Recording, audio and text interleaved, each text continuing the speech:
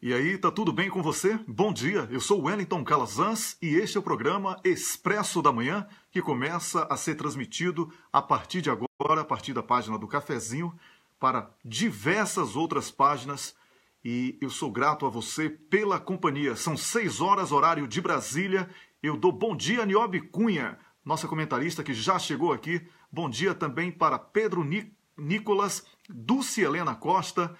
Bom dia para todo mundo que vem chegando já cedo, como a Aparecida Santana, a Pati Patrícia, também eu quero dizer que daqui a pouco vamos ter o Rômulus comigo, Janaína Miranda também já chegou, bom dia para quem mais aqui está chegando, Neck Perger, bom dia para todo mundo, né? Onde quer que você esteja, no Brasil, fora do Brasil. Olá, Camila Govedice, a nossa produtora, bom dia, trabalhando muito, hein, Camila? Precisa dar uma relaxada aí, fim de semana. Rosemary Valença, bom dia. Ana Lúcia Matos, um ótimo dia para você também. Ana Luquezzi e a Cicleide Cassiano também. Mariel, grande Mariel, um abraço para você, bom dia. Edson Oliveira também. Ana Valença, já falei, eu acho, né? Mas tudo bem, se não falei, Ana Valença, bom dia. Gisele Rabelo Machado. Cadê o Rômulus? Ô Rômulus. Eliane Paulino, na Alemanha, bom dia, Eliane. Bom dia para todo mundo que vai chegando agora. Ana Tomazini também já chegou, que está lá na Irlanda. Ana Luquezzi já falei, não foi? Acho que sim. Miriam Milner. Bom dia. Então, o programa hoje tem... Rômulo chegou aqui. Vou ficar caladinho agora.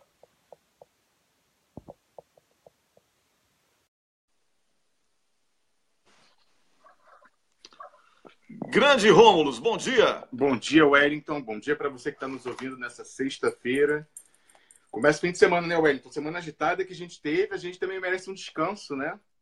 Pois é. Olha, um abraço aí para Chico Zé, que está assistindo a gente, acordando cedo, lá no Rio de Janeiro. Chico Zé, grande Chico Zé, um abraço para você. Ô, Chico Zé, conta pra gente como é que tá a caravana do Lula aí. Pois é, Chico Zé, eu tenho recebido aqui, eu tenho acompanhado todos os discursos que Lula tem feito, também o Lindbergh Farias está se sentindo em casa, né? Porque ele, lá do Rio de Janeiro, quer dizer, ele não é carioca, ele nasceu no Nordeste, ele é paraibano, se não me engano. Sim. Mas Lindbergh ontem, nossa, o povo em cima do cara, que carisma, hein? Que carisma. É bom ver um político. Bonjour, Monsieur Chicot. Ele fica escrevendo. Aí eu chamo ele de Chicot, porque Chico Zé em francês fica chique, fica Chicot. Ô, Rômulus, sim, então, como eu estava falando, o carisma do Lindbergh Farias ontem estava assistindo muito interessante, muito bom ver que o povo ainda tem esse apreço pela política, e é exatamente sobre isso que eu gostaria de começar falando. Na quarta-feira, nós tivemos aqui no nosso programa o jurista, professor da universidade, professor de Direito da Universidade de Brasília, Marcelo Neves. Ele antecipou, inclusive, um novo pedido de impeachment ao ministro do STF, Gilmar Mendes. Mas eu vou fazer aqui uma denúncia muito grave. E antes de fazer essa denúncia, eu gostaria de lembrar que antes daquela Primavera dos 20 centavos, organizada pela CIA no Brasil, em 2013,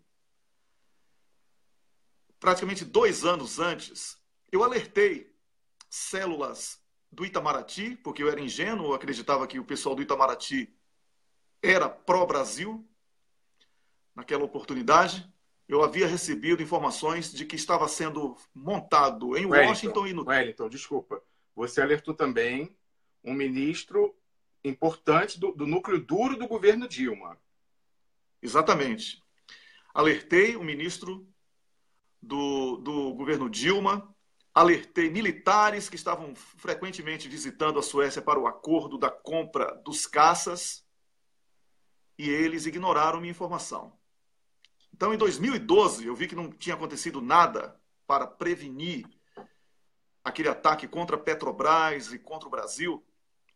Eu fui ao Brasil e conversei com setores do sindicato, sobretudo do petróleo. Eles também ignoraram. Eu lembro que um amigo meu, que ficou com essa responsabilidade de passar informação em meu nome, ele era ridicularizado nos corredores, quando ele passava por alguns quadros do sindicato, do Sindipetro Bahia. Tá? E o resultado foi que em 2013 nós vimos o que foi que deu aquela brincadeira dos 20 centavos. Um bando de alienado dentro do Brasil e fora do Brasil organizou, então se eu falei um bando, eu tenho que concordar no singular, concordância em número. Estudei gramática, né, Romulo? Você tem que falar bonitinho. Então, esse bando organizou dentro e fora do Brasil protestos contra tudo que está aí. Ignoraram que o Brasil estava num ascendente fantástico. Era tudo que os norte-americanos precisavam e a Globo, que é a máquina de propaganda dos Estados Unidos dentro do Brasil, precisava. E aí entrou a justiça porca e tudo mais que a gente já conhece para destruir o Brasil, um sonho de termos um Brasil forte. E isso foi realmente o início, a semente do que estamos vivendo hoje no Brasil. Acontece, Rômulo, que ontem eu recebi informação de uma célula importantíssima. Eu vou falar aqui a você com muita seriedade, não só você, Rômulo, como para você que está me assistindo também aqui. Uma fonte muito importante ligada a serviços de inteligência aqui da Europa. Atenção, eu não estou brincando com uma coisa dessa.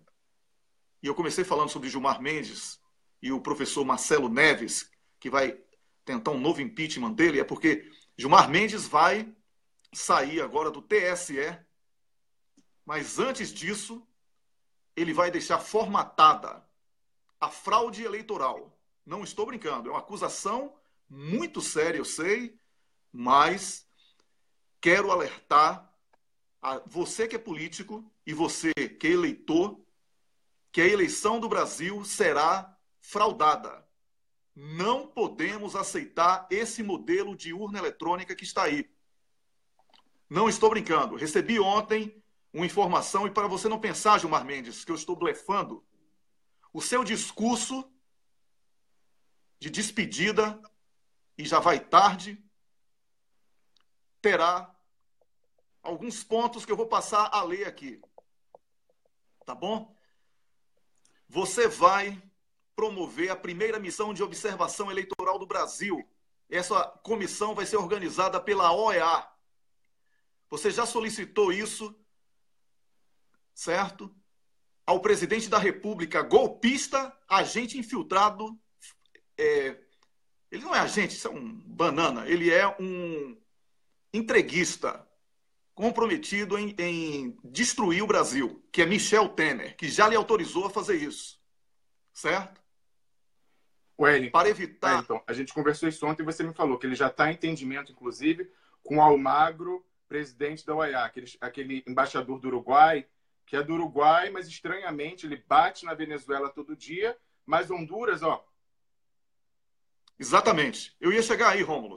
Vou ler aqui os pontos do discurso. Não, tudo bem. Tá?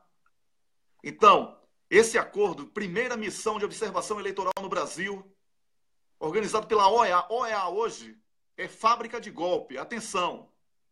OEA hoje, olha o que estão tentando fazer com Cristina Kirchner na Argentina. O que fizeram em Honduras, no Paraguai, no Brasil, é a Operação Condor de toga.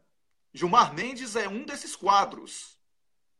Então, no discurso de Gilmar Mendes, ele vai falar também, ele já falou isso abertamente, mas ele vai repetir sobre fake news do Exército Brasileiro e ABIN, mas ele não vai dizer que é em parceria com duas empresas privadas dos Estados Unidos da América, Google e Facebook.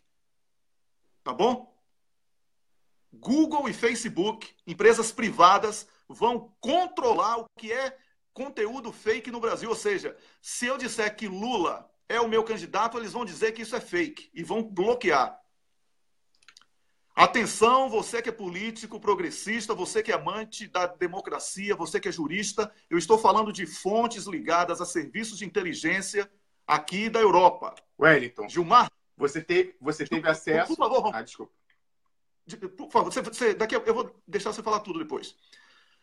Gilmar Mendes está comprometido com a fraude eleitoral no Brasil no próximo ano. Eu não estou brincando, estou falando de fontes certas. Estou passando aqui tópicos da minuta do discurso que ele vai ler. Tópicos da minuta do discurso que ele vai ler e que essa minuta já foi interpretada com base em investigações, porque existem quadros preocupados com a invasão americana na América Latina e que estão aqui na Europa, certo? Gilmar Mendes vai anunciar que vai viajar para Washington para encontrar com Almagro, aí sim, eu repito o que você falou, que é secretário-geral da OEA, e vai firmar esse acordo, que é a primeira missão de observação eleitoral no Brasil. Golpe! Isso é novo golpe, certo? Há fortes indícios de que está sendo planejada uma fraude. Eu vou repetir aqui as palavras em minha fonte, ligada a serviços de inteligência aqui da Europa. Há fortes indícios de que está sendo planejada uma fraude eleitoral eletrônica,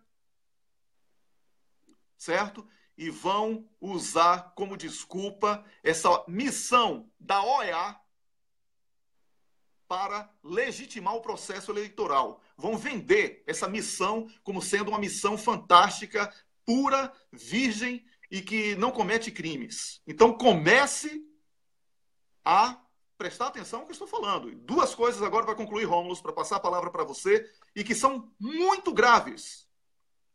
Gilmar Mendes está mandando recado para Lula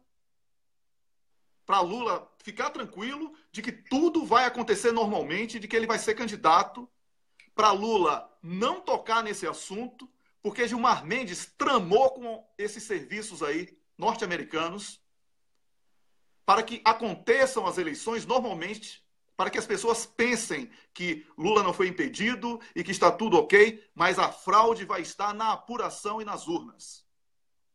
Vou repetir. Honduras começou com um golpe, como ensaio, depois foi Paraguai, depois Brasil. Honduras já tem fraude eleitoral, Paraguai já estão tramando também, as urnas são brasileiras, tá? Não por coincidência. E o Brasil será o terceiro. Não estou aqui de brincadeira, estou falando de fontes de serviço de inteligência aqui da Europa e estou passando tópicos do discurso de Gilmar Mendes.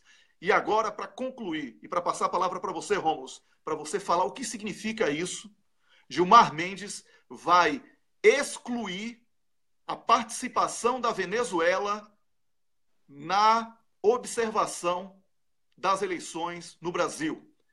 Vai condenar esse maravilhoso processo eleitoral que aconteceu recentemente na Venezuela para legitimar a nova Constituição, certo? Participativa, proporcional, porque isso está metendo medo nos Estados Unidos da América e na Europa, porque é a autêntica democracia. Porque no Brasil hoje temos as bancadas B, bala, boi, Bíblia, banco e branquinha, que é da cocaína. São esses 5 Bs. B, B, B, B, B.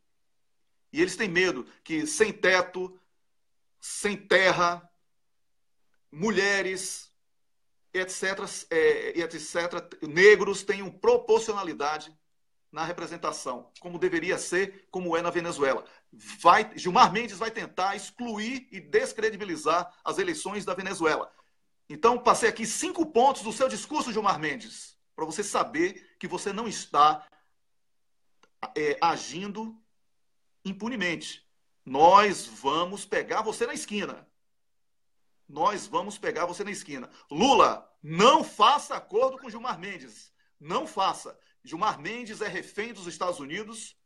Ele não controla nada. Ele é um pau mandado porque ele tem rabo preso e todos que têm rabo preso hoje são sequestrados para destruir o Brasil. É isso que está acontecendo no Brasil. Sequestrados estão tomando o Brasil para salvar a própria pele. Não estou brincando, estou falando de fontes muito sérias. Eu fiquei muito preocupado até em conversar com o Rômulo. Como eu vou conversar um negócio desse? Pelo Skype, a gente começava a conversa pelo Skype, mudava para não sei, para tentar misturar. Certo? E Signal. Rômulus. Wellington, é verdade. Eu soube disso ontem à noite. O Wellington me ligou e, sem sacanagem, ele falou para mim: você está sentado? Eu falei: tá, vou sentar. E aí ele me falou isso. Ele teve acesso à minuta do discurso de despedida do Gilmar Mendes do TSE para entregar para o Fux.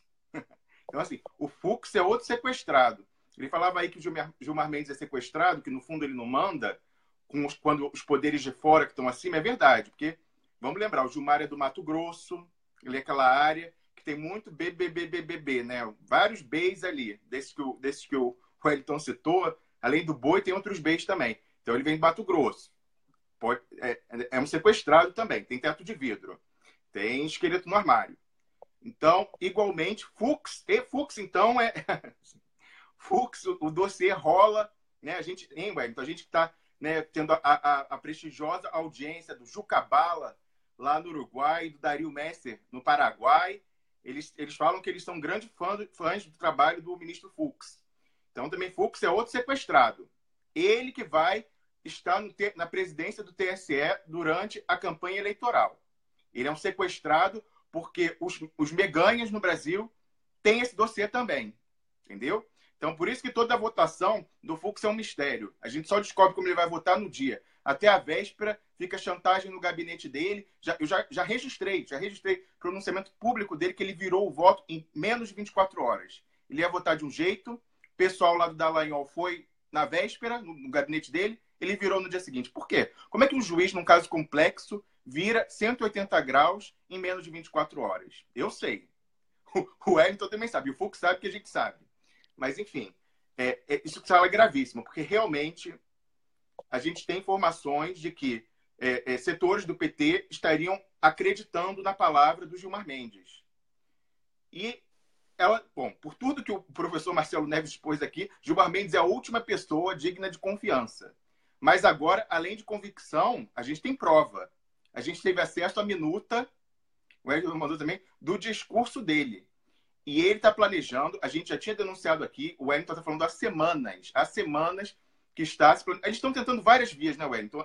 Tentar a inabilitação do Lula lá no TRF4, agora no TCU, também estão tentando a história do semipresidencialismo, emenda para impedir que esse presidente volte, estão cercando os lados. E, no fim, a última, fraude na urna eletrônica. A gente vai ter aqui na segunda-feira um professor da UNB que vai falar com relação a isso.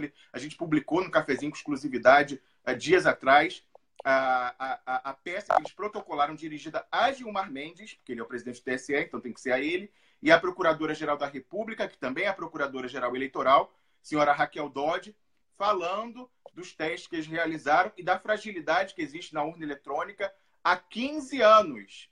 Há 15 anos e não é remediada. Por que não é remediada? Então, eles alertaram isso, mostraram que é ridículo, Wellington, porque você sabe que a chave de criptografia, uma das coisas que eles falam, fazendo uma metáfora, como se fosse um cadeado. E você sabe que todas as urnas eletrônicas do Brasil têm o mesmo cadeado. Então, se a pessoa tiver uma chavezinha, a chavinha, ela abre todas, em vez de ser cada urna uma criptografia, não. É a mesma. A pessoa vai e abre. Diga, Wellington. É uma planilha do Excel apenas, que pode ser manipulada por qualquer pessoa, parece até a lista do Odebrecht. Qualquer pessoa pode meter a mão e escrever o que quiser. Agora, a gente vai voltar a falar sobre esse assunto daqui a pouco, no finalzinho do programa, porque agora a gente vai falar sobre auditoria cidadã, auditoria da dívida pública, um assunto que não é abordado na imprensa tradicional. E eu vou falar aqui com a especialista, a maior autoridade, talvez, do Brasil, nesse assunto, Maria Lúcia Fatorelli. Bom dia, Maria Lúcia. Ah, sim, eu estou... O erro é meu aqui. Agora sim, bom dia, Maria Lúcia Fatorelli. Bom dia. Tudo bem? Tudo bem, tudo bom. Maravilha. O som tá... Apesar de caos que estamos vivendo aqui no Brasil, tudo bem. Estamos em luta, estamos ativos aqui. Pois é, mas o caos, ele é um estágio catártico, não é? Ninguém vive com o ódio, com o caos permanentemente, porque o ser humano nasceu para sobreviver e não para morrer todos os dias, como estão tentando provar aos brasileiros. Então, por isso que eu tenho certeza que seremos vencedores nessa luta aí muito dura, mas certamente uma luta que honra a todos que estão do lado certo da história. Bem-vinda. Eu quero falar que é um prazer enorme para mim, para o Rômulo, para a Camila, que é a produtora do programa, toda a equipe aqui do programa. Somos todos voluntários e trazer esse tema para que o público possa ter contato com algo que parece que vai cair de paraquedas, né, para o nosso público. E olha que eu estou falando de um público que lê a imprensa alternativa. Imagine isso na cabeça do público que só assiste a Globo, que só lê a Folha de São Paulo, o Estadão, que a gente chama de PIG, Partido da Imprensa Golpista.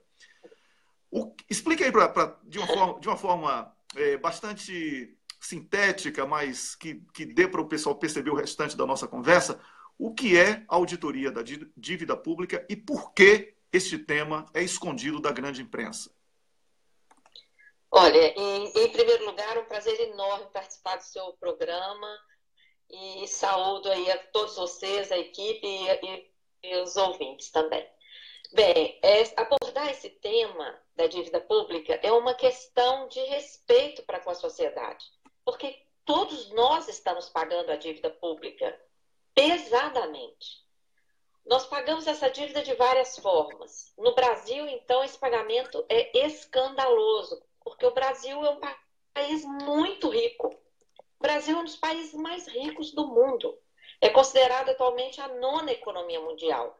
Mas nós temos todas as riquezas minerais, temos todas as matrizes energéticas, temos também riquezas financeiras, etc. E vivemos num cenário de escassez insustentável, uma concentração de renda brutal e contínuas contra-reformas, como estamos agora enfrentando a Previdência, a reforma da Previdência, a trabalhista já foi aprovada, e vários desmontes, né, privatizações. Então, a dívida tem sido a desculpa para todas essas privatizações, desde o governo Collor. Todas as privatizações que aconteceram no Brasil tiveram como justificativa a necessidade de pagar a dívida.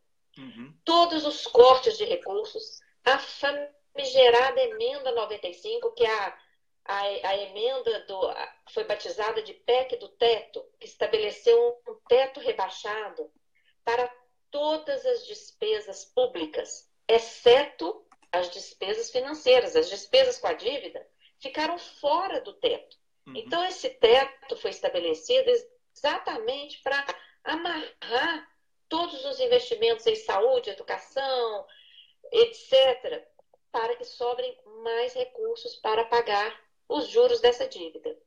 E, afinal, que dívida é essa?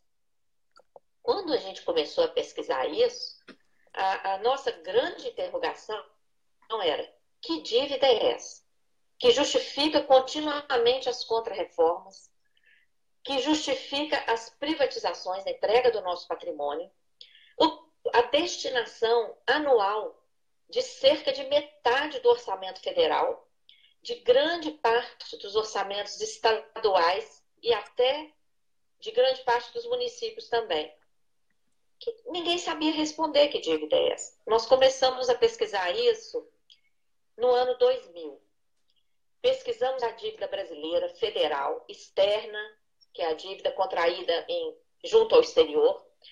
Pesquisamos a dívida interna, que é a dívida contraída internamente no país, em tese. Pesquisamos a dívida dos estados. Todos os estados brasileiros também têm dívida. Pesquisamos dívida de municípios, a vários. Pesquisamos dívida de países latino-americanos, principalmente o Equador. E chegamos a pesquisar também dívida de país europeu, principalmente a Grécia. Depois dessa caminhada toda, nós chegamos a determinar vários pontos comuns nessas investigações, principalmente a utilização do endividamento público às avessas. Esse é o grande ponto em comum. E é muito importante falar nisso, porque todas as pessoas sabem o que é uma dívida. Elas têm uma dívida na sua vida pessoal, ou já tiveram, ou conhecem quem teve. A dívida é uma palavra muito clara para todos nós. A dívida surge quando você toma um dinheiro emprestado. Quando nós começamos a investigar a dívida pública, nós começamos a encontrar vários mecanismos que criam, geram dívida pública sem que aconteça essa entrega de recursos. Olha que coisa.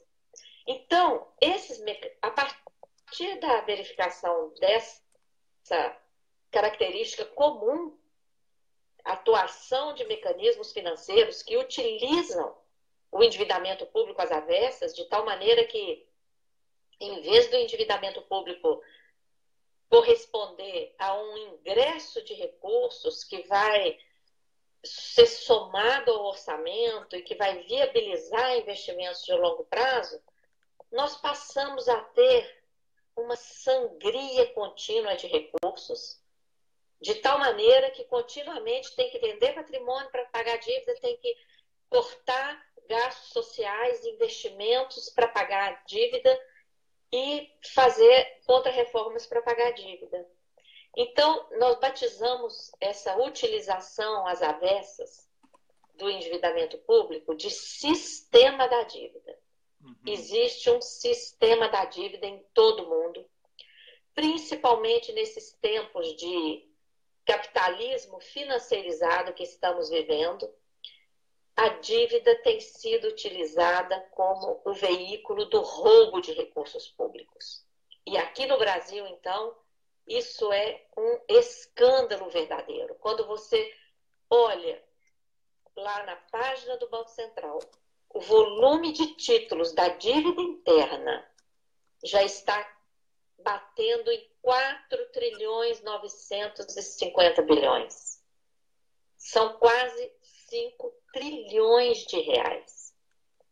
E a gente pergunta, qual é a contrapartida desses quase 5 trilhões de reais? Pois é, exatamente. Nós não encontramos. Olha, nós estamos vendo a dívida explodir e não tem os investimentos correspondentes. Pode falar. O Rômulus Maia, que está na Suíça, gostaria de fazer uma pergunta também. Rômulus. Maria Lúcia Fatorelli, eu acompanho o seu trabalho há muito tempo. Inclusive, eu recomendo quem está nos vendo e queira saber mais sobre o assunto que procure. Há diversos vídeos seus no YouTube explicando o sistema da dívida. Parece complicado o que ela está falando, mas não é. Ela explica com muito didatismo e todo mundo pode compreender essa questão que ela falou do sistema da dívida. Isso que é importante a pessoa pensar. Porque a dívida, ela deixa de ser um meio, como ela falou, para construir alguma coisa, ela vira um fim. Ela é um fim em si mesmo para manter todas as amarras no Estado, desviando a riqueza do orçamento para a finança internacional, inclusive. Então, eu queria perguntar, baseado na sua larga experiência, você participou de experiências exitosas de auditoria cidadã da dívida no Equador e também na Grécia, que reduziram drasticamente a dívida. O pessoal não é reduzir na marra, não. Foram olhar e os documentos eram falsos. O documento não valia. Então, eu queria saber se você acredita, baseado na sua experiência, que a dívida pública brasileira, caso fosse auditada, teria uma perspectiva semelhante à que você observou nesses países, de uma redução drástica. Olha, no Equador, a redução foi de 70% da dívida externa em títulos, possibilitou inverter o volume de gastos públicos, que antes 30% ia para investimentos, 30% para manutenção do Estado e mais de 40% ia para a dívida pública. Isso foi invertido.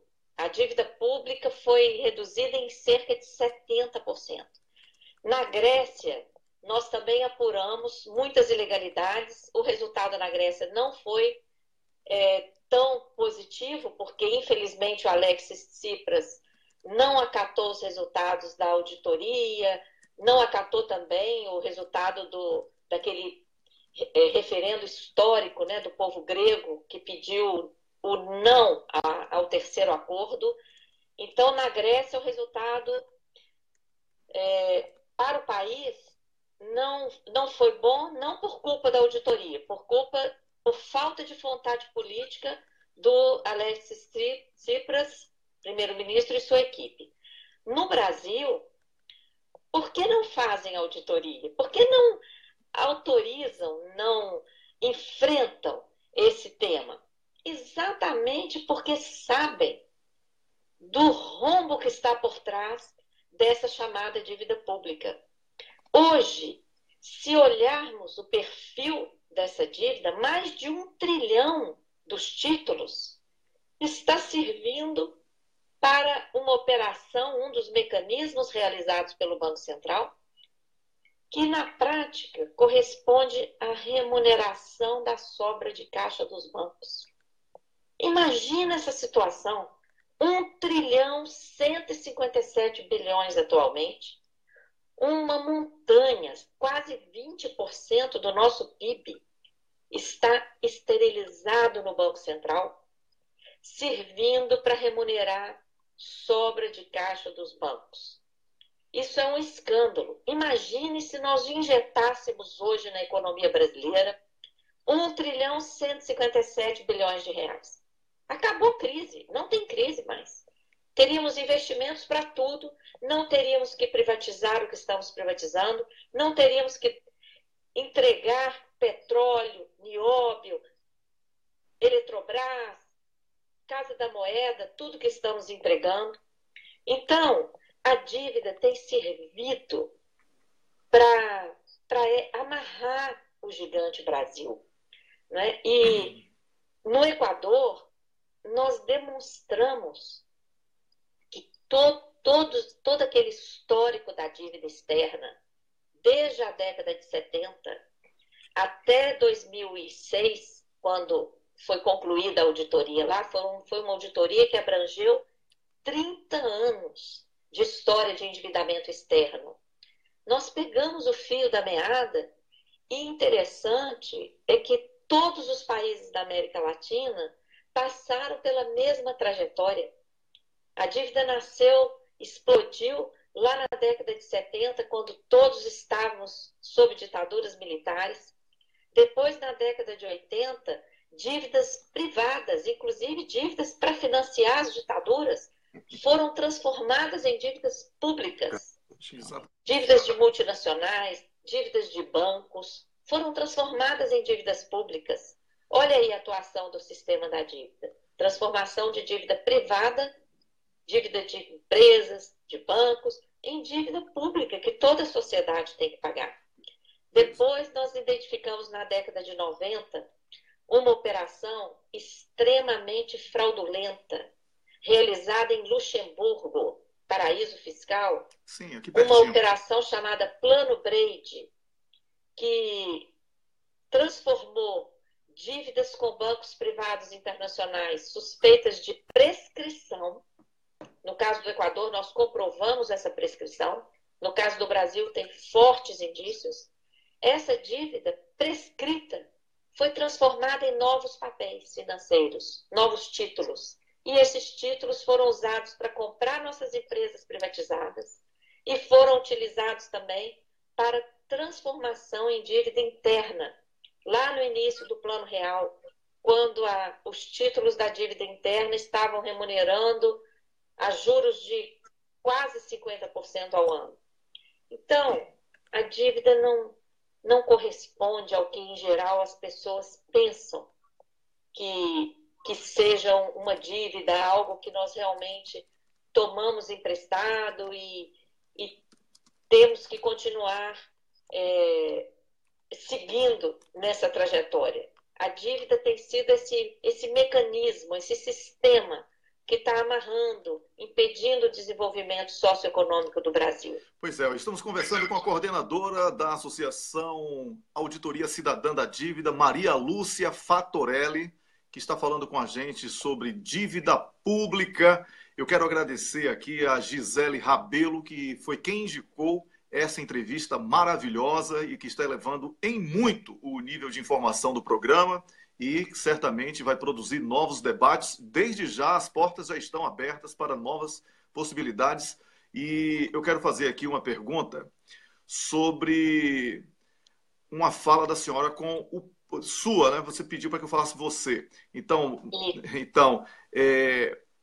fale aí sobre, por favor, sobre como foi a sua explanação sobre dívida pública com o Papa Francisco. Isso é importante, porque ele está muito preocupado com essa ganância, né? Ele usa essa expressão que é muito bíblica e tudo, mas essa ganância da concentração das riquezas no planeta. Como foi essa conversa? Só complementando, o Papa é argentino. Um minuto só, por favor, Fatorelli. O Rômulo vai fazer algum comentário? Só complementar. O Papa é argentino e ele conhece em primeira mão como funciona o sistema da dívida. Exatamente. Por favor. Sim, sem dúvida, ele conhece. Olha, nós temos utilizado a citação que o Papa fez, importantíssima, na sua carta, né, Laudato Si. Nessa carta, ele menciona não somente o dano da dívida pública em geral, como também ele fala da dívida ecológica. Olha só que sabedoria, né, do Papa Francisco. Eu sou fã dele. Uhum. E ele, na sua carta, ele fala dessa sangria de recursos por meio da chamada dívida pública, porque não é dívida, é outra coisa, uhum. Mas usam, né, o nome da dívida pública, e ele fala da dívida ecológica, que, aliás, é um tema que não é abordado aqui no Brasil, é pouquíssimo abordado no mundo todo, mas alguns países estão avançados nisso. O Equador é um desses países. E a dívida ecológica é um crédito que nós temos. Exatamente. Olha só o caso de Mariana, o crime cometido em Mariana. Nós temos ali um exemplo de dívida ecológica imenso, né? Olha, imensurável. Desculpe interrompê-la, mas o caso dos países africanos, por exemplo, que são explorados à exaustão e que são os que mais sofrem o impacto ambiental e os que mais sofrem com essa ganância denunciada pelo Papa Francisco. Eles deveriam, pelo menos, receber royalties pela exploração a que são submetidos, mas isso não acontece, concorda? Concordo, Calazans. Agora, a dívida ecológica, o conceito de dívida ecológica vai muito além dessa participação que significa o royalty. A dívida ecológica seria fazermos uma fatura, cobrarmos uma fatura por todo custo ambiental, mas de uma forma ampliada, de uma forma ecológica.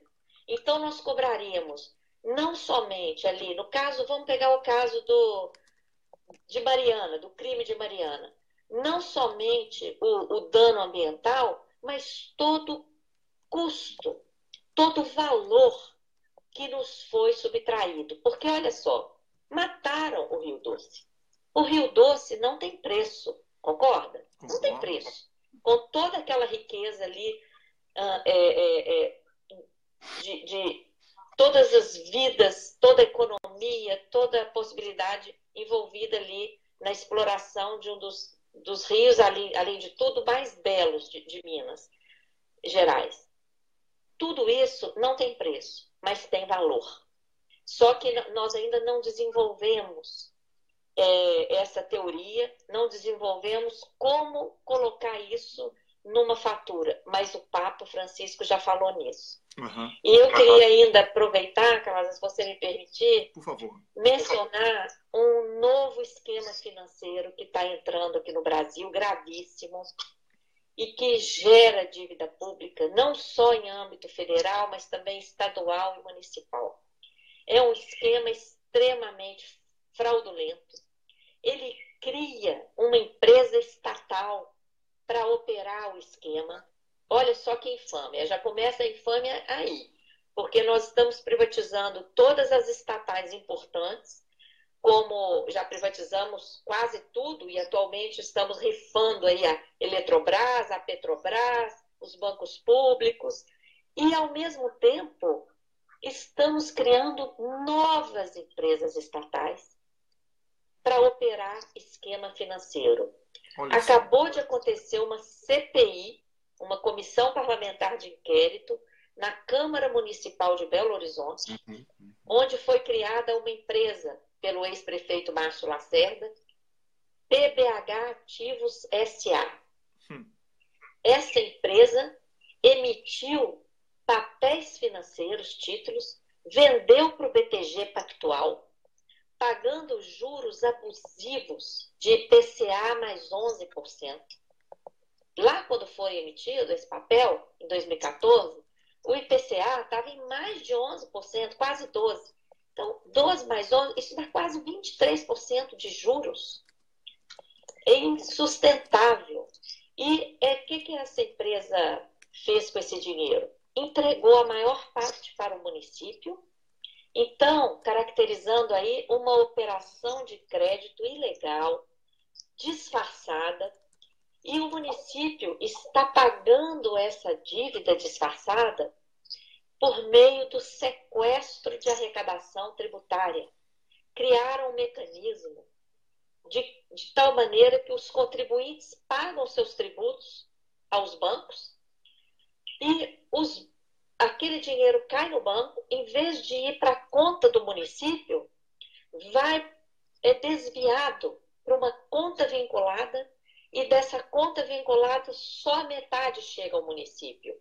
A outra metade vai direto para o Banco BTG Pactual, num pagamento feito por fora, com perda de controle sobre a arrecadação tributária.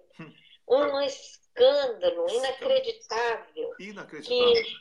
Inacreditável, que fere toda a legislação de finanças do Brasil, que é estruturada com base no princípio orçamentário. Todos os recursos têm que chegar no orçamento e do orçamento é que eles são distribuídos.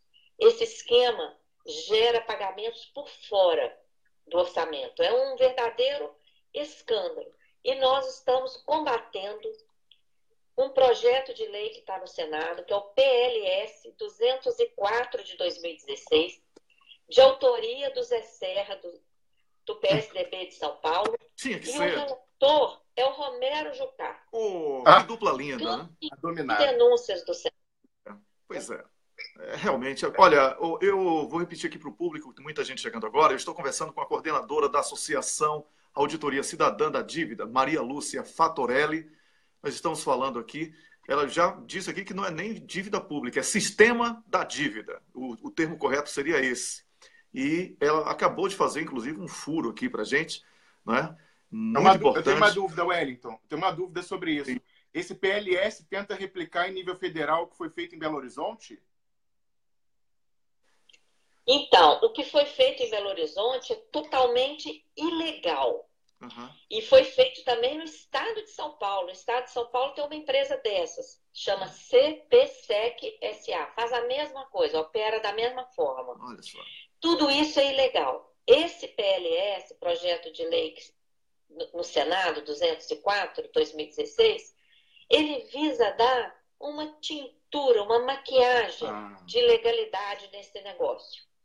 E aí, se ele vier a ser aprovado, ele acaba permitindo, incentivando a proliferação desse tipo de empresa, inclusive em âmbito federal. Inclusive, o Henrique Meirelles, que é o banqueiro que está ocupando o Ministério da Fazenda, ele tem ido, inclusive, ao TCU, Tribunal de Contas da União, para dizer que essa operação não é ilegal, não, que não caracteriza crime com base na lei de responsabilidade fiscal, não. Olha, que não é operação de crédito, mas isso praticamente, isso praticamente é um rompimento do Pacto Federativo. O que estamos... Olha, isso rompe com toda a legislação de finanças do país. Exatamente. Então é um assunto que não vai se esgotar. Eu lamento ter que informar, mas é um assunto que não pode ser esgotado nesse programa de hoje, mas que nós vamos já... A Camila vai entrar em contato aí com você, tá bom, Maria Lúcia Fatorelli? Para que possamos combinar para a próxima semana. Tá, eu faço um apelo, Calazans, só que você divulgue essa. Nós tivemos um seminário internacional importantíssimo, trouxemos a ex-presidente do parlamento grego aqui, trouxemos um economista da Inglaterra, a professora Raquel Varela de Portugal, representantes de 8 países latino-americanos, para discutir esse esquema financeiro gravíssimo, que é igual o que atuou na Grécia, é igual, é semelhante ao que atuou na Europa. E se você puder divulgar uma nota de repúdio que foi aprovada por unanimidade nesse seminário, ela está em destaque no site da Auditoria Cidadã, www.auditoriacidadã.org.br, está também no Facebook da Auditoria Cidadã da Dívida. Nós ficaremos extremamente gratos, porque esse PLS 204 não pode ser aprovado. Pois é, olha, eu já me comprometo em publicar. Eu peço apenas que sejam enviados os links para mim ou para a Camila, que já está em contato. Eu estou aguardando o seu chamado no Facebook, seu ok no Facebook, para estarmos também em contato mais frequente, apesar de já estarmos aqui de outras maneiras. Muito obrigado, Maria Lúcia Fatorelli. Na próxima semana teremos você aqui no programa de volta. Já estou intimando, não é nenhum pedido, é uma intimação. Sob pena de condução coercitiva. Que está na moda no Brasil, né? Muito obrigado, bom fim de semana. E na próxima semana vamos anunciar mais um dia para falarmos especificamente sobre esse tema, que também tem uma nota de repúdio sobre ele. Um grande abraço e obrigado pela participação. Eu que agradeço a você, a toda a equipe, e é uma honra. E parabéns pelo trabalho que vocês têm feito aí no cafezinho. Parabéns mesmo. Olha, nós estamos apenas dando vozes, dando voz a essas vozes, aliás, maravilhosas, que têm compromisso com o Brasil. O seu trabalho, o trabalho da Associação Auditoria Cidadã da Dívida, é um trabalho para o Brasil, para os brasileiros. Eu não entendo como é que uma concessão pública não tem esse compromisso. E a minha campanha aqui na comunicação social, só para que a gente possa se despedir, viu, Maria Lúcia? Sim. Vamos privatizar a Rede Globo, porque a Rede Globo só ganha dinheiro público, não é? Vamos privatizar a Rede Globo. Essa é a privatização necessária. Um grande abraço, então. Felicidades. Outro, e muito grata. Tudo de bom. Um grande abraço. Eu conversei aqui com a coordenadora da Associação Auditoria Cidadã da Dívida, Maria Lúcia Fatorelli, que falou sobre o sistema da dívida. Rômulo, conclui o pensamento. Já vou entrar em contato com o nosso próximo entrevistado, tá bom? Brevíssimo comentário. A Auditoria Cidadã da Dívida está prevista, ordenada na Constituição Federal de 88 e no ato das disposições transitórias. Então, era para ter sido feita há quase 30 anos. E eles têm enrolado. E aí, nos últimos dias, a gente comentou aqui ontem aquela revelação do senador Requião sobre um erro político da Dilma, que resultou até no afastamento definitivo dela. Ela cometeu mais um erro. Você acredita, Wellington, que num cochilo da bancada dos bancos foi aprovada no Congresso a Auditoria Cidadã na legislação ordinária para instituir a comissão? Dilma Rousseff vetou. Ela achou que era aqueles anéis que ela ia dar para ficar com o dedo. Ficou sem anel e sem dedo. Pois é. Vamos voltar a esse assunto na próxima semana, porque eu já estou aqui em linha com mais um convidado. Olha, um prazer enorme ter aqui com a gente o jornalista e diretor do Mídia Sem Fronteira, Carlos Medeiros. Ele vai falar com a gente aqui, Rômulo, sobre um assunto que a gente não conhece muito, que a gente não pratica diariamente aqui, que é ativismo na internet. Como aproveitar cada minuto para derrubar o golpe. Bom dia, Carlos Medeiros. Muito bom dia, Wellington. Muito bom dia, Rômulo, Camila e a todos os seus teleinternautas ligados aí no Expresso da Manhã. Um prazer enorme fazer parte desse programa que está bombando a cada dia aí que passa nas redes sociais. Todo mundo está falando aí do Expresso da Manhã, né? O furacão da manhã. Eu sou grato a você por aceitar esse nosso convite. Sou grato a Camila Govedice, que foi quem indicou essa sua participação aqui. Você tem sido campeão aí no Twitter, né, e tem dado ampla divulgação do nosso trabalho. E eu gosto muito de ser grato todos os dias a quem compartilha, curte as nossas páginas e debate os nossos temas, evitando o compartilhamento do PIG, Partido da Imprensa Golpista. Eu gostaria que você falasse... Você está falando do Ceará, não é isso? Do estado do Ceará. Enquanto você está em Estocolmo, eu estou aqui numa ilha, uma praia chamada Icapuí, Ceará. Opa. 20 mil habitantes. Olha só, rapaz, isso aqui é maravilha, viu? Eu hoje fui levar os meus filhos na escola bem cedo. Aqui estava com -1 grau. Eu digo, meu Deus, daqui a pouco eu vou entrevistar o Carlos, o calor dele vai entrar pela transmissão aqui, eu espero. Carlos, como é que você avalia essa tentativa de cerceamento da única arma que temos hoje, que é a internet? E olha, eu posso antecipar minha opinião de forma bem sintética, de que é uma luta inglória, porque quem luta contra a tecnologia já está parado no tempo e vai perder. Essa luta aconteceu com os fabricantes de carroça quando inventaram o automóvel. Então é a mesma coisa. Não adianta aí Gilmar Mendes se juntar com a CIA, Facebook, Google, Exército Brasileiro e mais a BIM. Isso é tudo fake news, isso é tudo... Vão perder. Até porque a nova plataforma Blockchain vem aí para detonar tudo isso que eles conhecem. Vamos lá, Marcelo.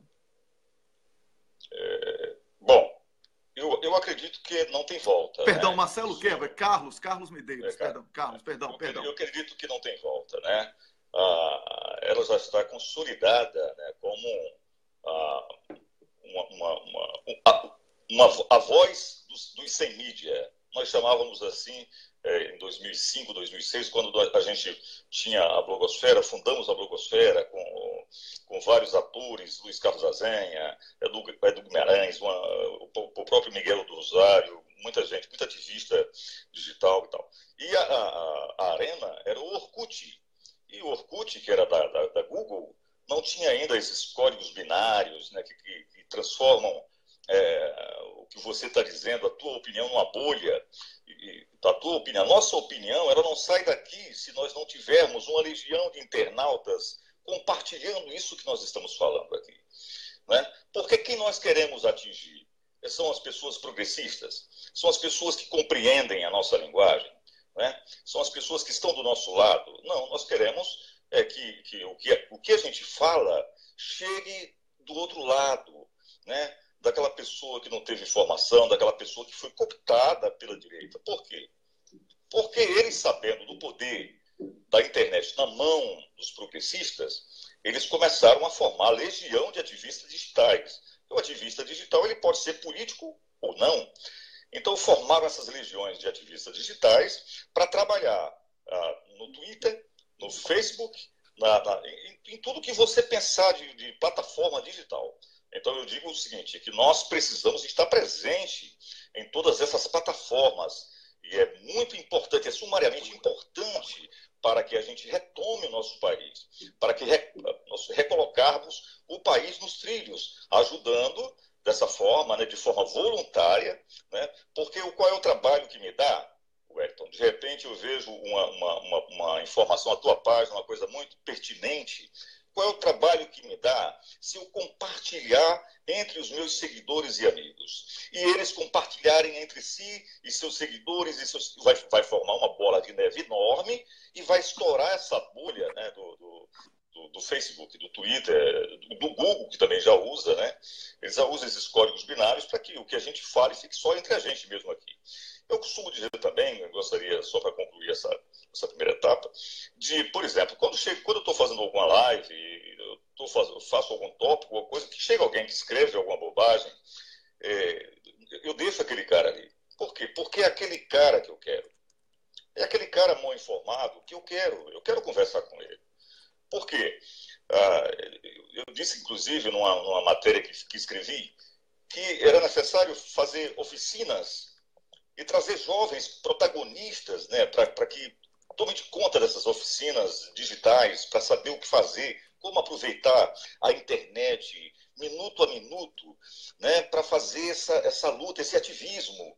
Compreende? Você traz o cara se transforma no protagonista, o jovem, é a maior fatia de eleitorado que temos no país hoje. Ele vai se sentir privilegiado, né? Agora, para isso, claro, não seria uma doutrinação, seria o quê? Vamos passar para você formação política.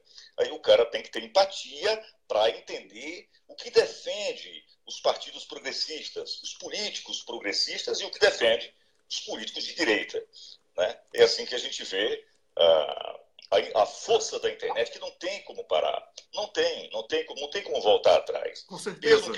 Mesmo que eles vendam pacotes, como vendem para as linhas mobile, mesmo que eles tentem fazer isso, não vai colar porque a juventude não vai deixar, o povo não vai deixar. Com certeza. Né? O marco civil da internet é inabalável.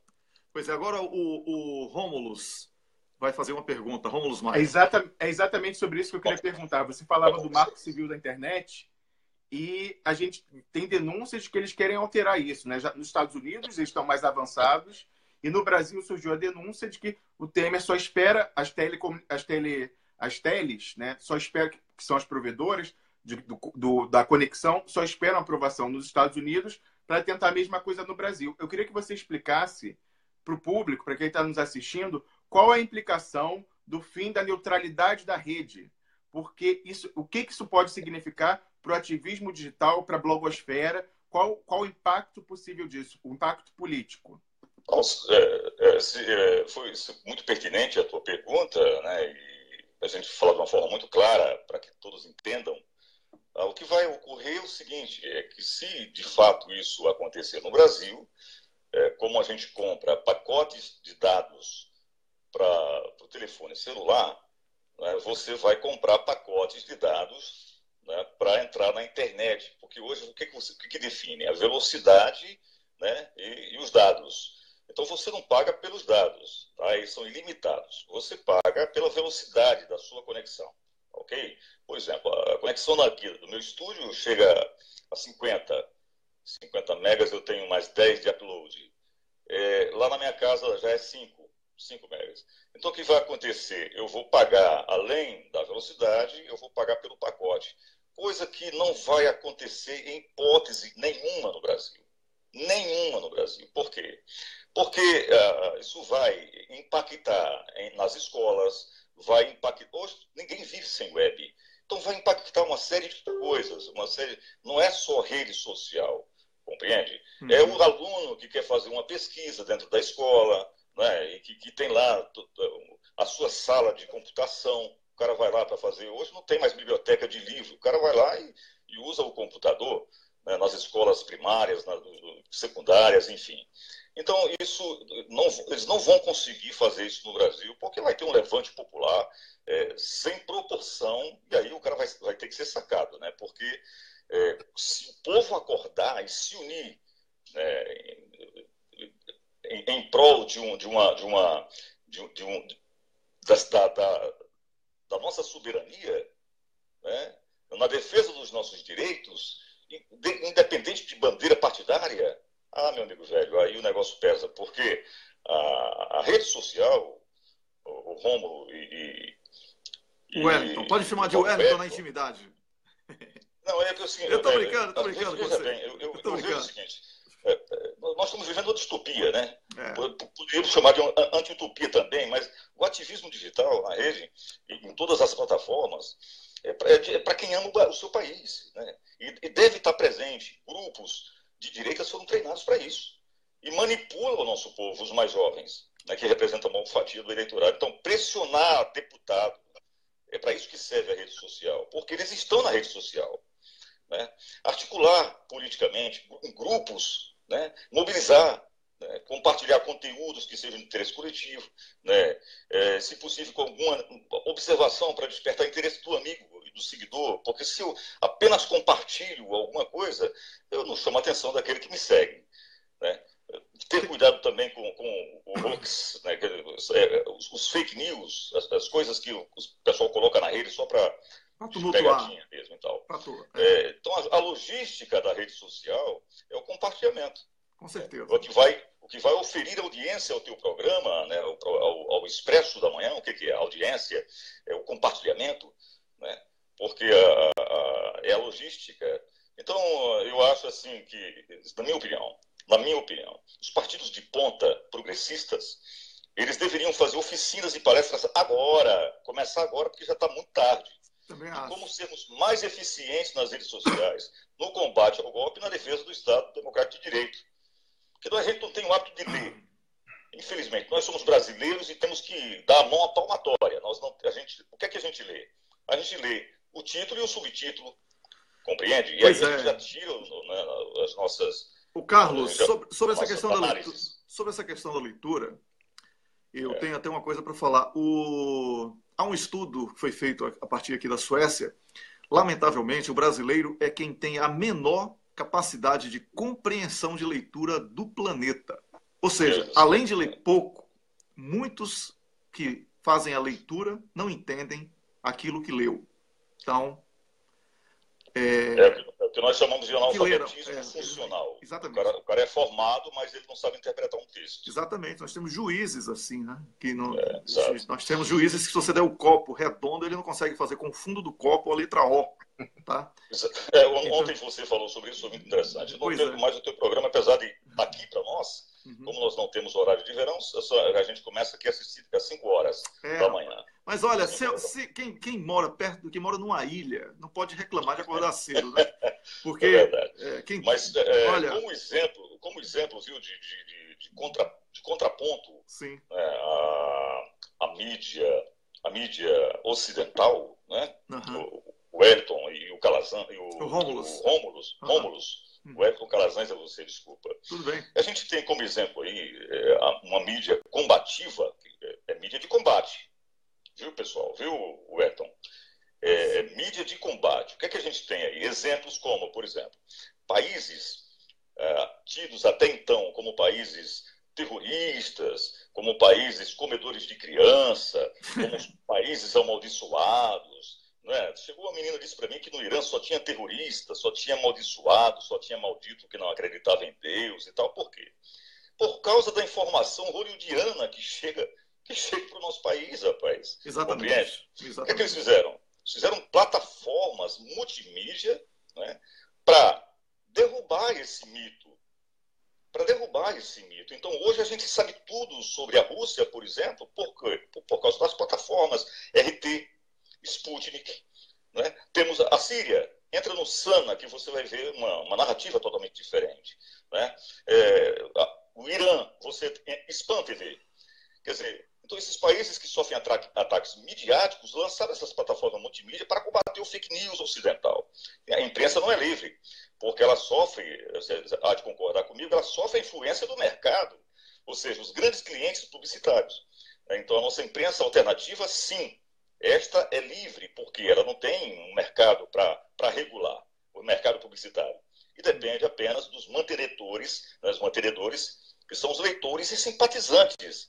Então eu sou a favor de que todos, inclusive, façam isso, que pegue o seu celular, que saia filmando, que coloque na rede e que faça suas denúncias, porque é a única voz que temos. Imagina se a gente não tem internet. Só na mão da Rede Globo. Um terror. Seria um terror.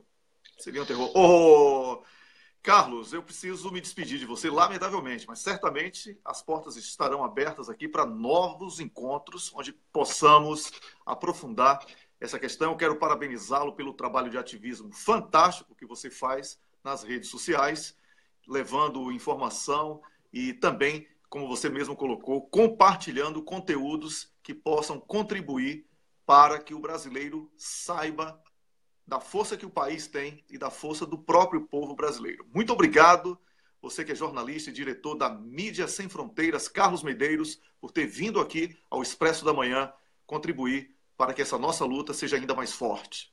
Eu que agradeço e quero deixar claro aqui que o trabalho que vocês estão fazendo, esse trabalho voluntário, e que os internautas, o teleinternauta que gosta do teu programa, que é muito intimista, você é um grande apresentador, o Rômulo tem um papel fundamental aí, vocês fazem uma dupla do papoco, que deve ajudar, rapaz, porque isso não é de graça. A gente faz um trabalho voluntário, mas a gente paga por isso. Então muita gente fica, mas porque só tenho R$10, só tenho R$5.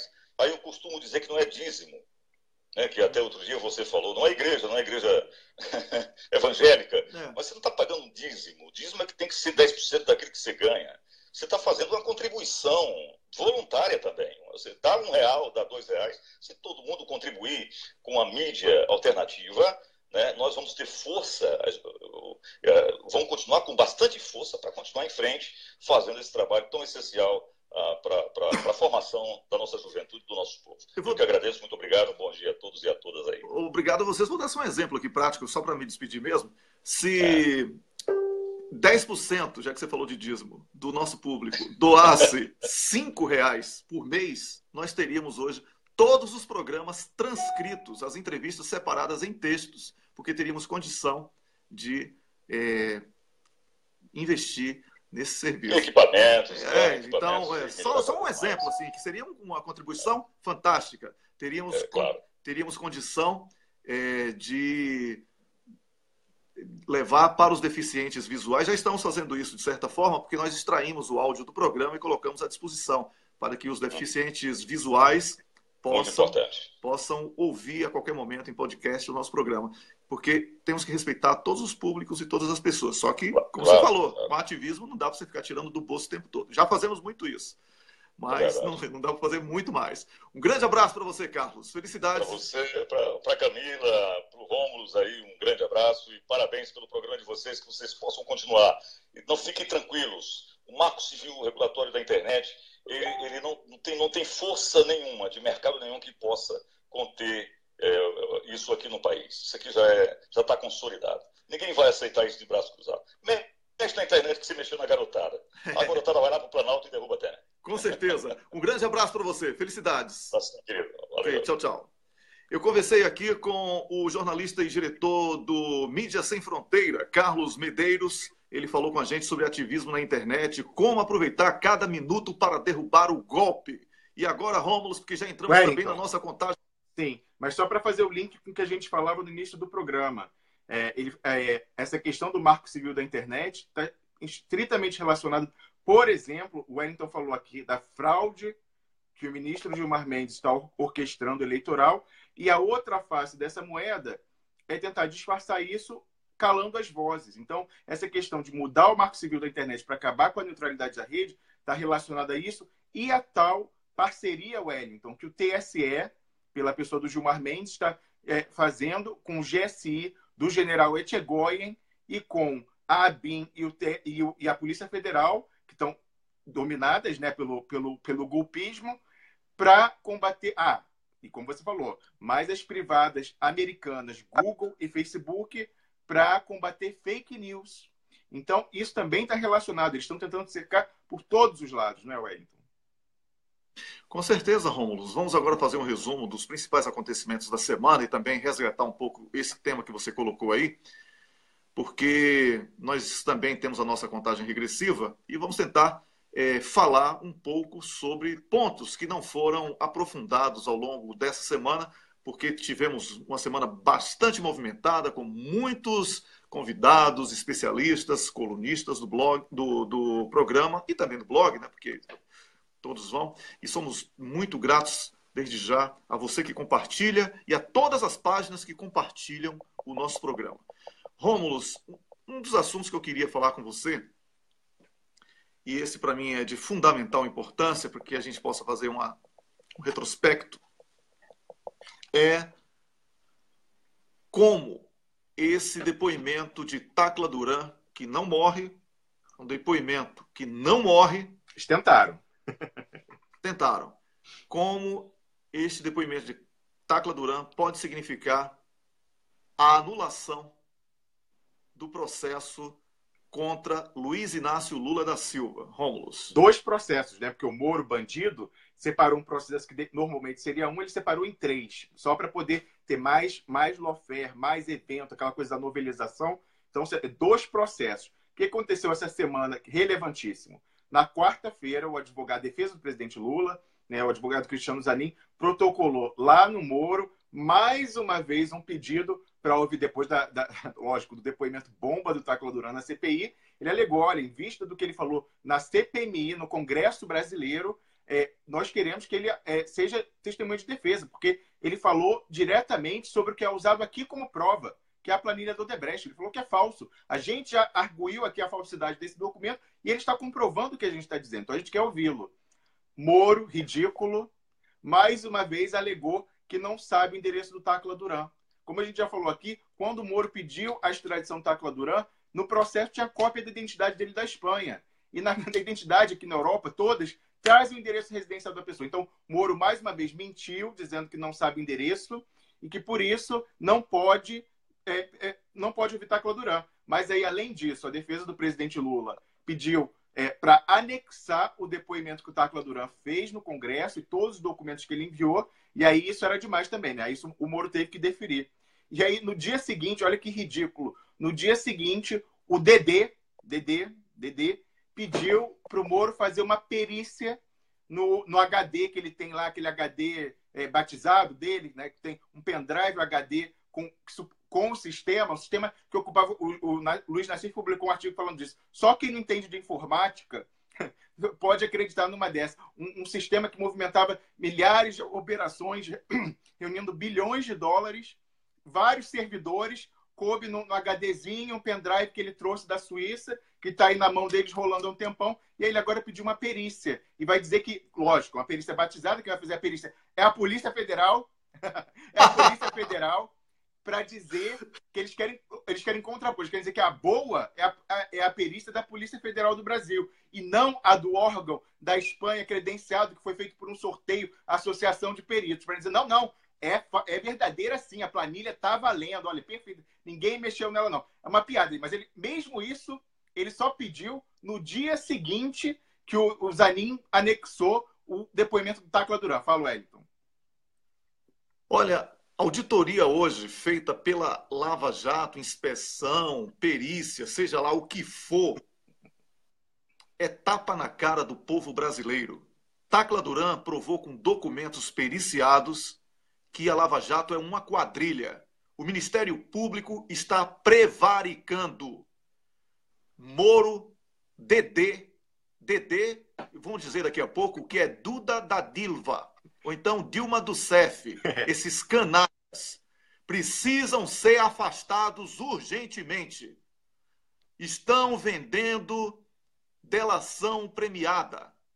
Está aprovado com documento, Tacla Duran já provou isso. Lula não pode ser punido por uma quadrilha. Lula não pode ser punido por uma quadrilha. Está aprovada, a Lava Jato é uma quadrilha. Não podemos brincar com isso.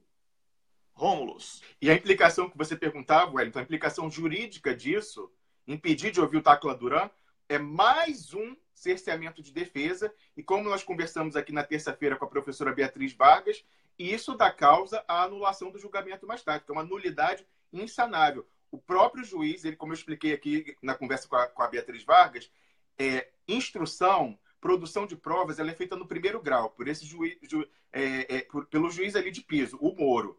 Quando o presidente Lula quer uma produção de prova e o Moro recusa, e ele sempre recusa, tudo que vai contra a mentira que eles inventaram, ele recusa a produção de prova. O presidente Lula recorre, a defesa dele recorre ao TRF4, que está dominado, e muitas vezes recusa também. Às vezes eles sentem a pressão e deixam, mas muitas vezes recusam. Se eles acatassem, eles iam mandar o Moro produzir a prova. Então volta, fica aquele bate-bola que não resolve. E aí, quando subir para Brasília, para o STJ e para o STF, não se pode mais discutir fato, prova. Você só pode discutir direito. Assim, a lei diz isso ou a lei diz aquilo. Isso é em todos os casos. Aí você pensa, bom, mas se o Moro impediu a produção da prova, ele não deixou ouvir o Tacla Duran, quando chegar lá em Brasília, a gente não vai poder arguir isso. Mas a gente vai arguir que houve, provar, né? Que está mais que provado, isso aí está mais que documentado, que houve cerceamento da defesa, isso é uma nulidade insanável, e com isso obter a anulação dos julgamentos.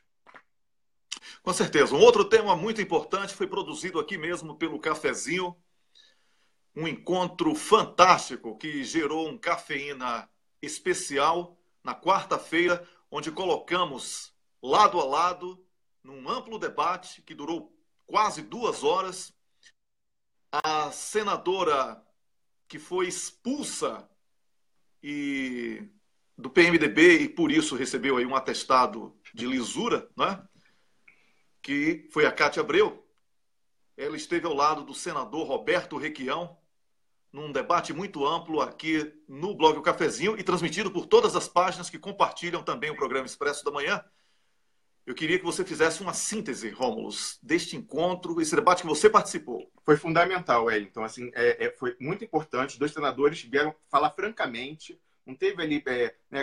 não se fugiu das questões. A entrevista não foi chapa branca. A gente perguntou coisas até difíceis. Você já começou colocando o senador Roberto Requião na parede, falando: senhor, vai ou não vai ser vice do Lula? Aí deu uma enrolada, mas aí depois eu voltei em cima e ele acabou falando. Mas aí...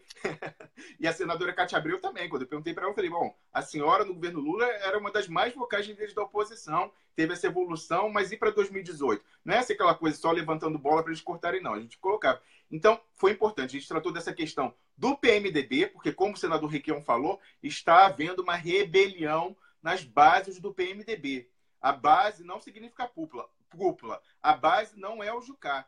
Então, ele falou que vários estados já, Paraná, Santa Catarina, outros do Centro-Oeste, já houve uma rebelião. Eles querem tirar o Jucá do mando na Executiva Nacional, porque eles não representam a base. Então, o Roberto Requião, que é o próximo alvo deles, se ele cair, primeiro que ele vai lutar até o fim pelo MDB. Ele vai deixar o P de prostíbulo para o Jucá. Mas o MDB velho de guerra, o Manda Brasa contra a ditadura, Partido do Ulisses, Partido do Tancredo, Franco Montoro, esse ele vai ressuscitar, porque hoje ele está em coma ali, induzido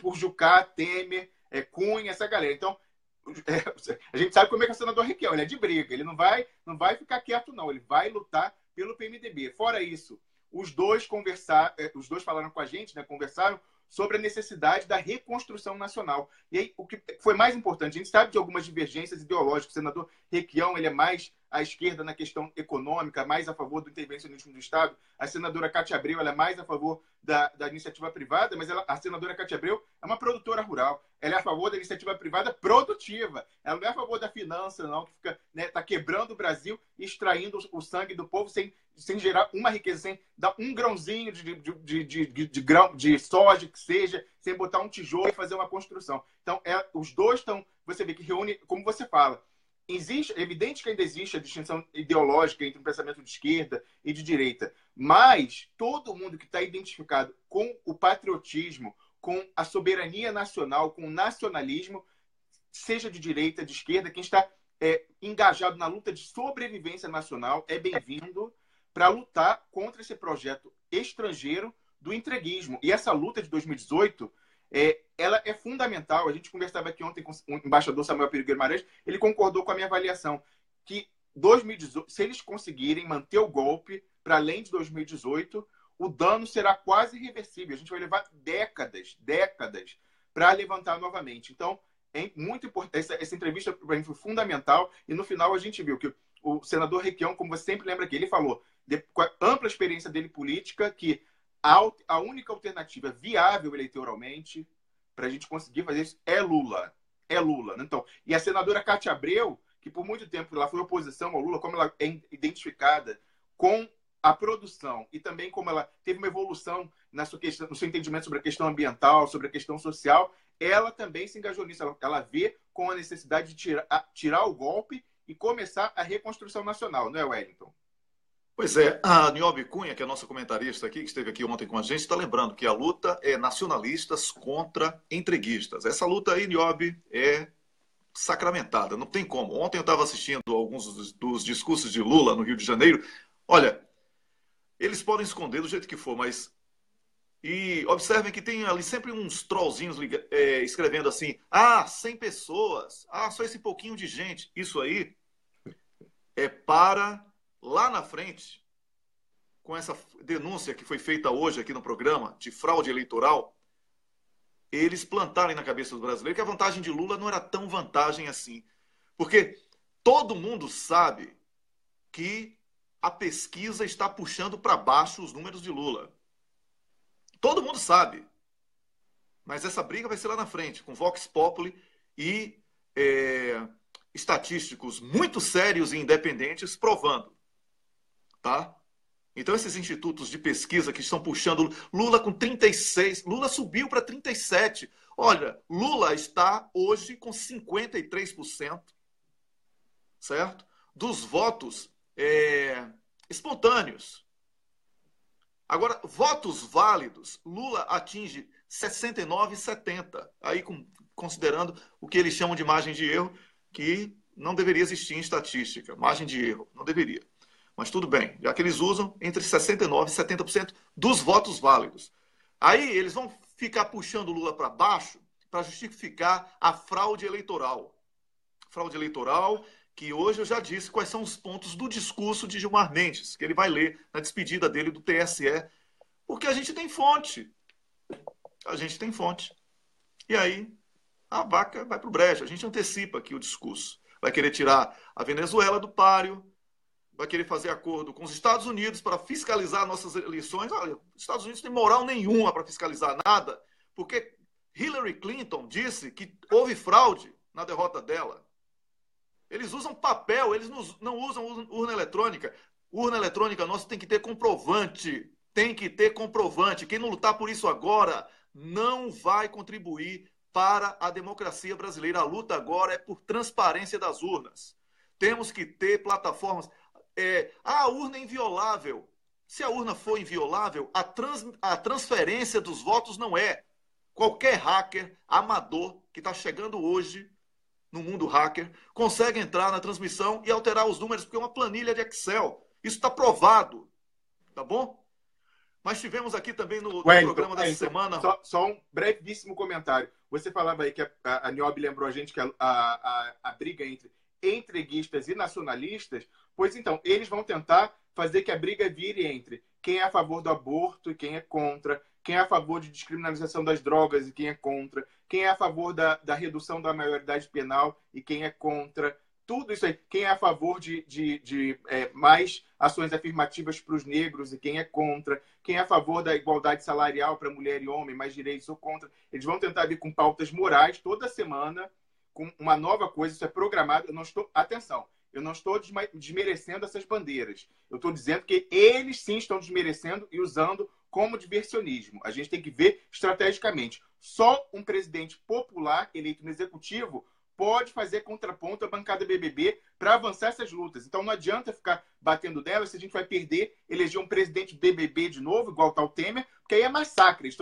Como está agora? Tá bom para essas lutas, para essas bandeiras? Tá péssimo. Tava melhor quando tava o Lula e a Dilma fazendo contraponto, por mais que vocês sejam críticos deles, dizendo que não avançou o suficiente, mas estava regredindo? Não estava. Agora está regredindo. Está morrendo gente no campo, está membro do MST sendo preso como terrorista, com base na lei de terrorismo, está acabando com quilombola, massacre de indígena, tudo isso aí a gente vê o movimento negro, o racismo chancelado pelo Estado, a questão da mulher, um ministério que não tem mulheres. Então, a gente está vendo todo o regresso. Não ter o presidente do executivo, por mais que vocês reclamassem, às vezes com razão, que eles faziam negociações com a bancada BBB para evitar avanços, como naquela questão do kit gay, mas não regredia. Agora está tendo regressão. Se isso se tornar a pauta, infelizmente, até hoje, isso é minoritário na sociedade brasileira. A sociedade brasileira, em valores, ela é conservadora ainda. Eu não estou falando que a gente não tem que falar sobre isso, tem que falar, mas não é na eleição para majoritária. A gente passar os 4 anos falando. Isso é fazer política. Isso não é debate presidencial, porque, como você falou, na disputa entreguistas nacionalistas não tem para ninguém. Vai ser 75-25, ou mais até. Entendeu? Já teve o presidente Lula na primeira eleição dele, no meu Rio de Janeiro, ele teve 80-20 no segundo turno contra o Serra. Então, vai ser por aí. Se a gente conseguir pautar a eleição em nacionalista entreguista. A gente não pode deixar esses moralistas sem moral, BBB, Temer, pautarem essas discussões que são legítimas para conseguir permanecer no poder e massacrar vocês mesmos das minorias. Atenção, vamos pensar. Fala, Wellington. Pois é, para concluir o programa, que o tempo estourou, você sabe disso, eu quero aqui exaltar a aula que foi dada ontem à noite, e eu publiquei imediatamente depois, pela senadora eleita na Argentina, ex-presidenta da República Argentina por 2 vezes, Cristina Kirchner. Um juizeco de merda lá da Argentina decretou a prisão dela, primeiro, um argumento pífio, Segundo, ele não tem autoridade para decretar a prisão dela. E terceiro, Cristina Kirchner mostrou a Dilma o que ela deveria ter feito, mostrou a Lula o que ele deveria ter feito. Reuniu conferência de imprensa, inclusive com o PIG de lá, Clarim, todo mundo, pode me perguntar. E deu voz à verdade. Deu uma aula do que é lawfare.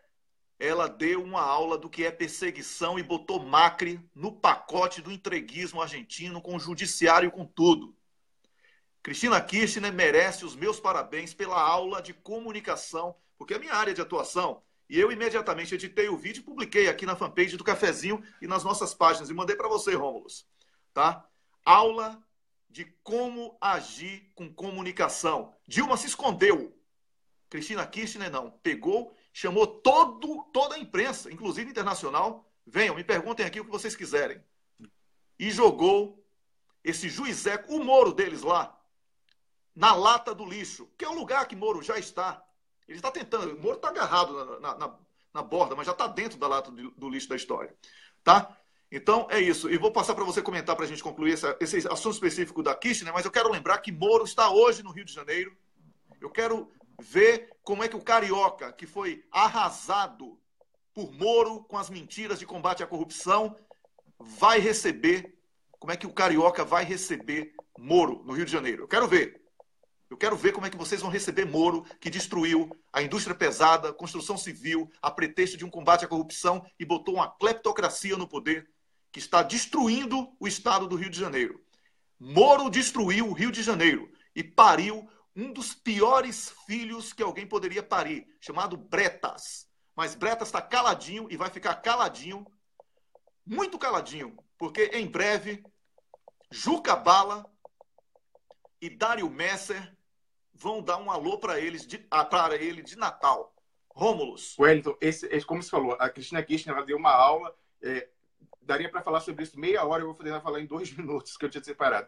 Mas, enfim, sempre é um prazer ouvir a Cristina Kirchner, mas isso ela mostra para a gente mais uma coisa importante. Em países da América Latina, em que a gente tem um cartel midiático, não dá para ter, infelizmente, é a nossa realidade, não dá para ter presidente low profile, presidente técnico, presidente gestor. O golpe está sempre na esquina. É uma coisa que a gente aprendeu. Eu acolhi com entusiasmo a candidatura da Dilma Rousseff em 2010, falando, uma pessoa, né, uma gestora, ela vai chegar. Mas eu aprendi que não dá. Infelizmente, o Brasil precisa de um as de articulação política, se for do campo popular, se for da direita, não, fica lá. Mas um as da comunicação política para ficar articulando a todo momento contra o golpe que está na esquina e para ultrapassar o bloqueio do PIG e falar diretamente com o povo. Então, tem que ser alguém como Lula, alguém como Cristina Kirchner. Eu recomendo que todo mundo veja. No próximo programa, talvez a gente faça para comentar, porque tem aspectos importantíssimos, mas só para concluir. O pessoal fala, se Lula não for candidato, primeiro, Lula vai ser candidato, mas se não fosse para falar, Haddad. Não, Haddad, infelizmente, ele tem essa coisa, ele também é ótimo, maravilhoso, ótimo prefeito. Mas ele também é low profile, não soube se vender nem em São Paulo, não conseguiu se vender. Então tem que ser, por exemplo, se tivesse escolhido outra pessoa do PT, seria Jacques Wagner, por exemplo. Ou Requião. Requião é um craque da comunicação. Pois é, eu antes de perguntar a você quem é o cocô do dia, eu quero dar um abraço aí para Nara Jararaca, que está em Londres, está organizando no domingo, dia 10 de dezembro, um evento muito bom, o evento Direitos Humanos no Brasil do Golpe, a partir das 14 horas em Londres. Nara, a gente se vê aí em Londres no domingo, vou estar presente com certeza nesse evento, tá bom? Então eu agora quero... Uma última palavra mesmo.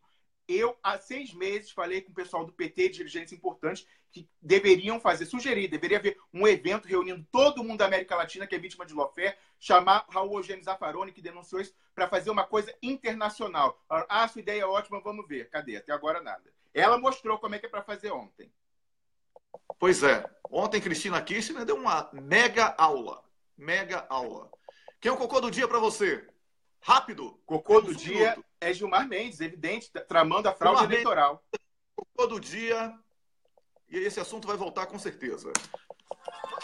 Se é no banheiro que eu me sinto feliz. Isso. Eu tô com pressa hoje.